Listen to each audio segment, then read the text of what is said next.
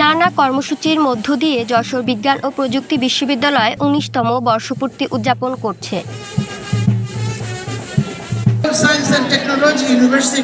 ২৫ জানুয়ারি সকালে প্রশাসনিক ভবনে জাতীয় পতাকা উত্তোলনের মাধ্যমে বর্ষপূর্তি উদযাপনের আনুষ্ঠানিক সূচনা হয়। এরপর শিক্ষক, কর্মকর্তা, কর্মচারী ও শিক্ষার্থীদের অংশগ্রহণে ক্যাম্পাস জুড়ে আনন্দ শোভাযাত্রা চলে।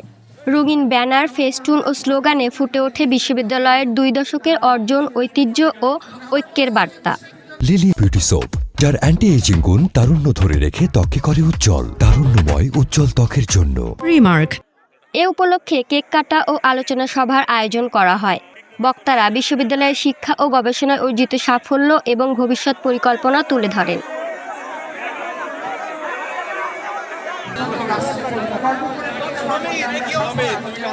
এদিন বিভিন্ন বিভাগের আয়োজনে অনুষ্ঠিত হয় পিঠা উৎসব।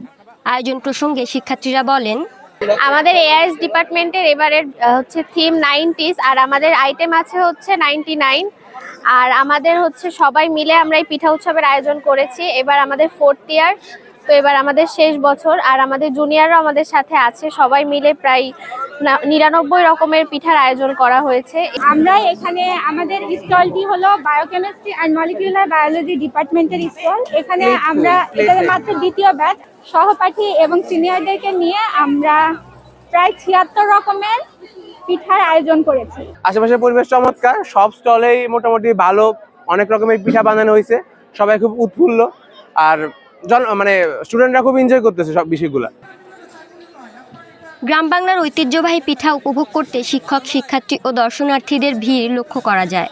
পাশাপাশি উদ্যোক্তা, অ্যালামনাই ও আন্তর্জাতিক শিক্ষার্থীদের স্টল উৎসবকে আরও প্রাণবন্ত করে তোলে। ক্যাম্পাস জুড়ে আলপনা, পোস্টার প্রদর্শনী ও লোকসঙ্গীত পরিবেশিত হয়।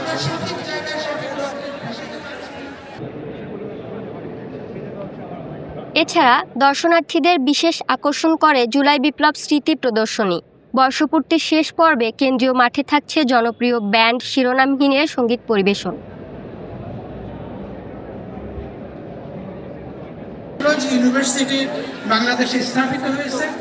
দুই দশকের পথ চলায় যবিপ্রবি শিক্ষা ও গবেষণায় গুরুত্বপূর্ণ অবদান রেখে চলেছে। এই বর্ষপূর্তি উদযাপন বিশ্ববিদ্যালয়ের ভবিষ্যৎ ও অগ্রযাত্রায় নতুন প্রেরণা জুগিয়েছে।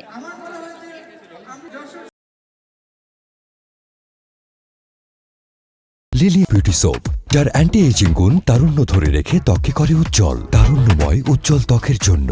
রিমার্ক।